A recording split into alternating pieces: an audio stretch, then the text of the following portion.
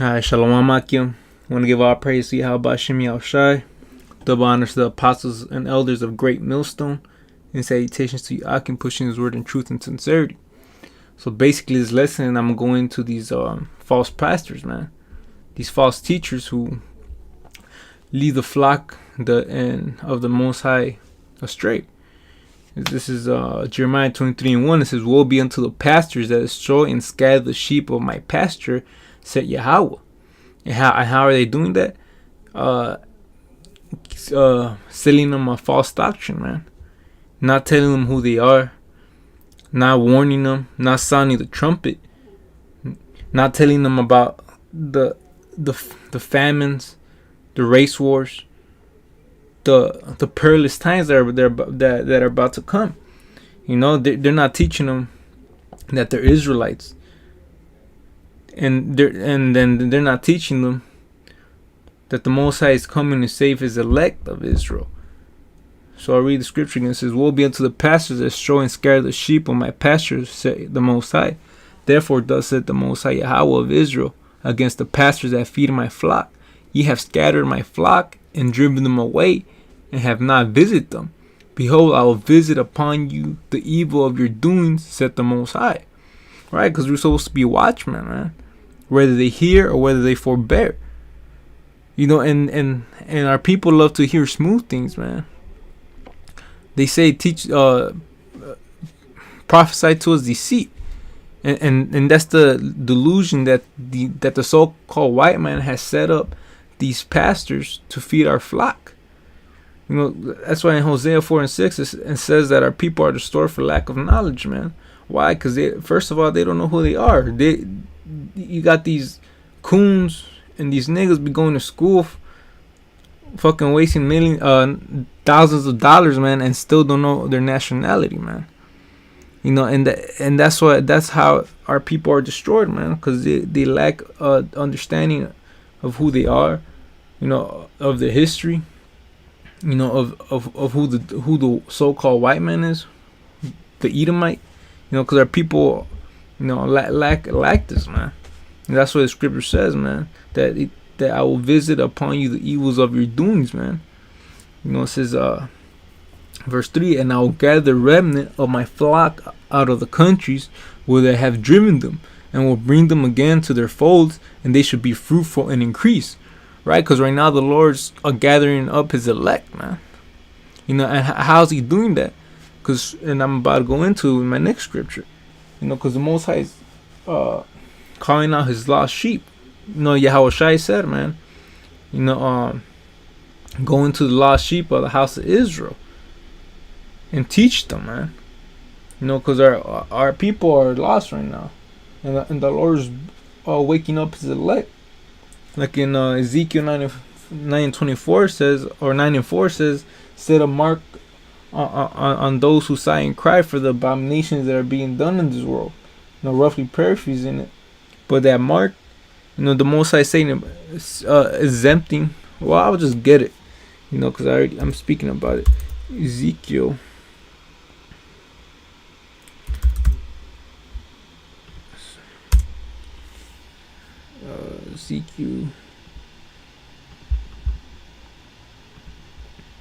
Ezekiel 9:4. Now I'll go back. Then I'll go back to the lesson. This is Ezekiel 9:4. "And Yahweh Shem Yashai said unto him, Go through the midst of the city, through the midst of Jerusalem, and set a mark upon the foreheads of the men that sigh and cry for all the abominations that be done in the midst thereof." And right, because you know, if you go back into this chapter, Ezekiel saw the wickedness of our people, man. But then the Lord said he has a remnant he's gonna have, man.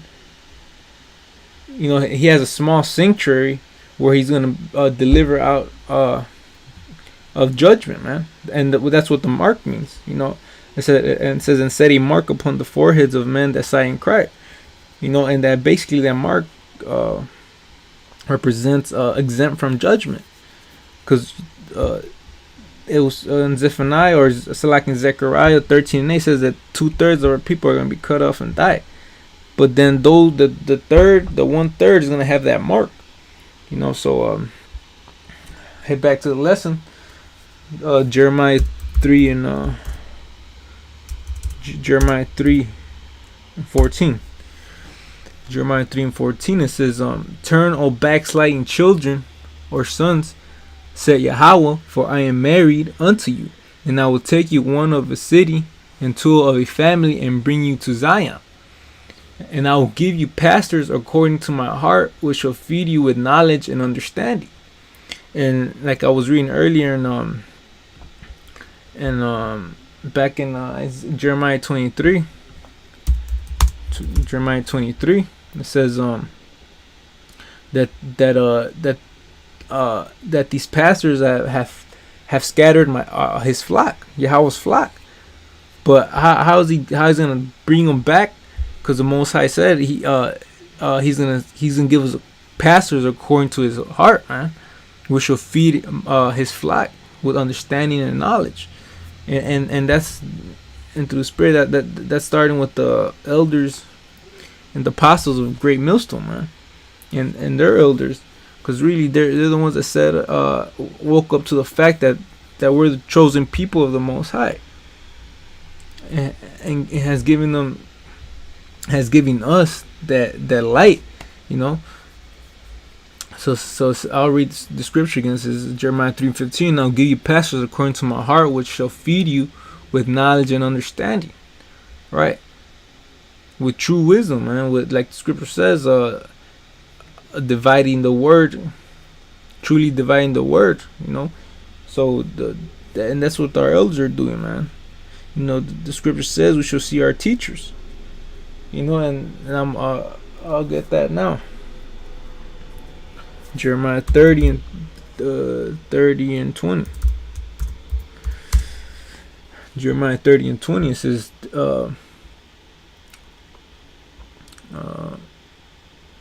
Salaki is not it.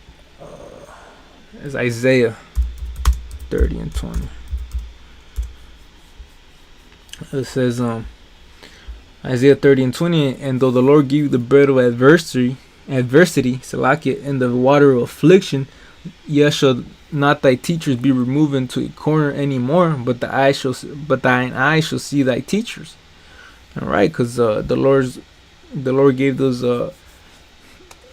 has given us pastors according to His heart, man, and now we're seeing our teachers, man. You know, through YouTube, you know, through street speaking, man. Now, you know, our teachers are present 24/7 now, man. And it says they should not be removed into a corner anymore, man.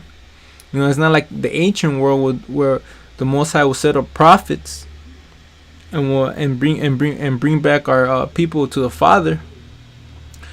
But then afterwards we go back to wickedness, and so on and so forth. Now our teachers should not be removed anymore, man. Because we're in the end times, man. And then the Lord is waking up His elect, you know, to be delivered, man. To be exempt from judgment. Alright? Because just get to my next scripture, which is that the scriptures talk. This is Jeremiah 4:5 and 31. You know, going back to the prophets that prophesy falsely. This is Jeremiah 5 and 31. The prophets prophesy falsely, and the priests bear rule by their means. Yeah, and my people love to have it so. And what will ye do in the end thereof? And it's crazy because our people do love to have it so, man.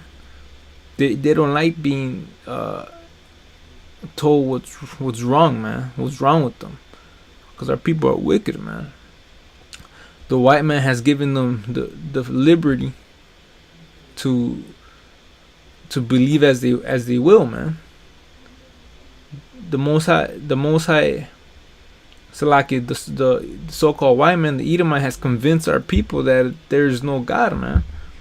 You know, and these prophets that are set up by Esau, they leave the flock astray, man. You know, they give our people false philosophy, man. They give them to drink. Scripture says, "Woe to them that give his neighbor drink." Because that's what these prophets, these false prophets, do, man. They feed our people with bullshit, man. So the prophets prophesy falsely, and the priests bear rule by their means, and my people love to have it so. And what will you do in the end thereof? And that's the Most High asking the question, like, what are you gonna do in the end thereof, man? Because these people, man, our people are in for a rude awakening, man. And if you don't have that mark that's gonna exempt you from judgment, then you're toast. For lack of better words, man, you're toast, man. Because the Most High is not dealing with 2/3 of our people right now, man. He's only dealing with the elect in this term. Like the apostle always likes to mention, man. The Most High is only dealing with the elect right now, man. My next scripture is gonna be Jeremiah 6:15. Because this the scriptures describe our people to a T, and the characteristics they like, like how they are today. Salakia. Just tweaking. All right, here we go.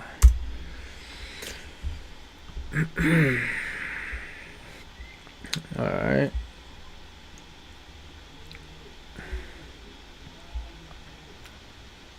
Alright, this is Jeremiah 6:13. For from the least of them even to the greatest of them, everyone is given to covetousness. And that's our people, man. Jeremiah was speaking about our people going into astray and forsaking Yahweh Shem Yahushai.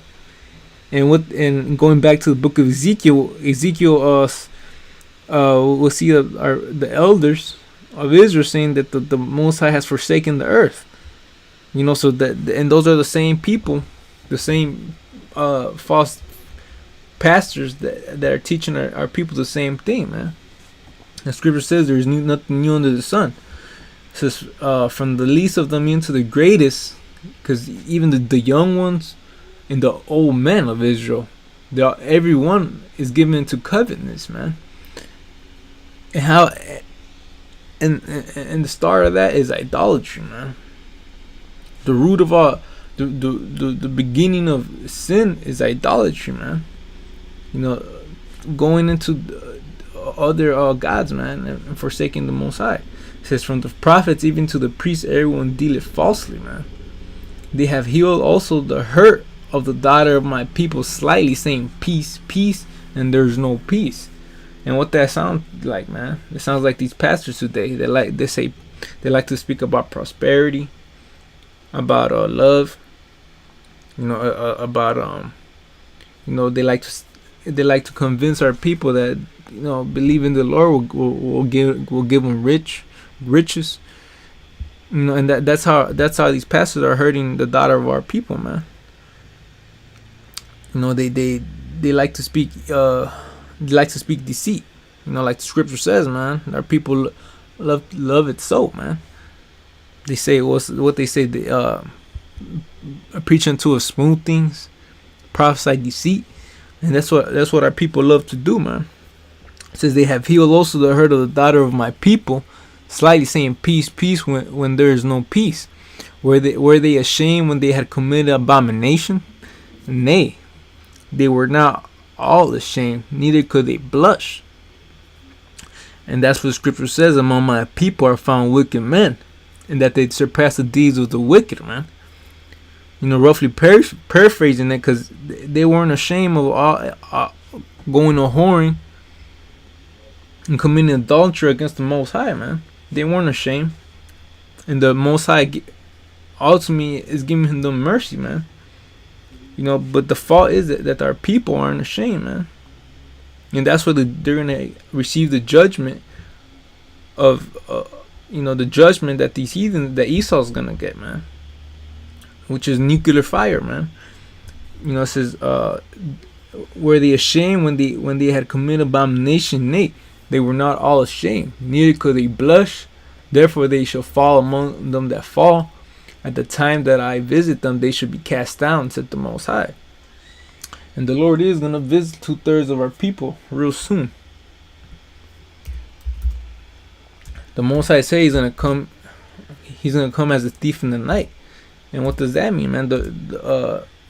He's gonna catch our people with their pants down, so to speak. You know, because our people are under a spell right now, under Esau. You know, Esau has blinded our people. Well, ultimately, it was the Most High, because going to the book of Isaiah, the 6th chapter, speaks about the Lord giving them a fat heart, but he's using Esau to do this, man. This is Jeremiah 5:7. It says, "How shall I pardon thee for this? Thy children have forsaken me, and sworn by them that are no gods." Caesar Borgia, the image that's being depicted as Jesus Christ today, it says, "Thy children have forsaken me, and sworn by them that are no gods." You know, what else are people love to be a part of? This unconscious Egyptology madness, Islam, you know, Santeria, Brujeria, all that, you know, wickedness, voodoo, which is what I just mentioned. But man, and all this our people love to do, man. You know, they like to worship these idols because they have no faith in the Lord, man. But we're living the times where faith is gonna be much needed, man. You know, because you know you're gonna be seeing all kinds of disasters, man. That, you know, without faith and without this understanding in you won't be able to make it. It says, when I have fed them, I read it again. It says, "How shall I pardon you for this? Thy children have forsaken me, and sworn by them that are no gods. When I have fed them to the full, they then committed adultery and assembled themselves by troops and harlot houses." All right, and then going back to these false prophets, where did they teach?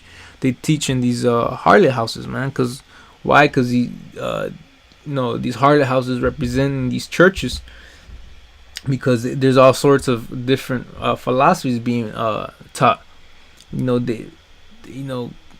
There are people, are selected these prophets, man.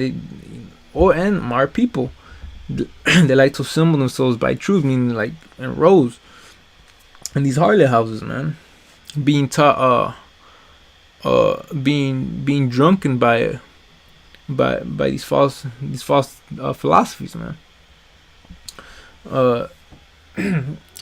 And to end it off, end off this lesson, I'm going to go into Isaiah 8:20, because ultimately, man, if you ain't bringing forth this truth and sincerity, then the Most High is not dealing with you, man. There's Isaiah 8:20. It says, "The law and the testimony, if they speak not according to this word, it is because there is no light in them." And that's it, man. To the line to the testimony, man. Breaking down these scriptures correctly. Precept upon precept, having the full understanding of the scriptures. But Lord willing, this video was edifying. I'm gonna end off by saying, Barak Day Shai, the ones to the apostle of Great Millstone, and salutations to Yakin, pushing his word in truth and sincerity. Shalom.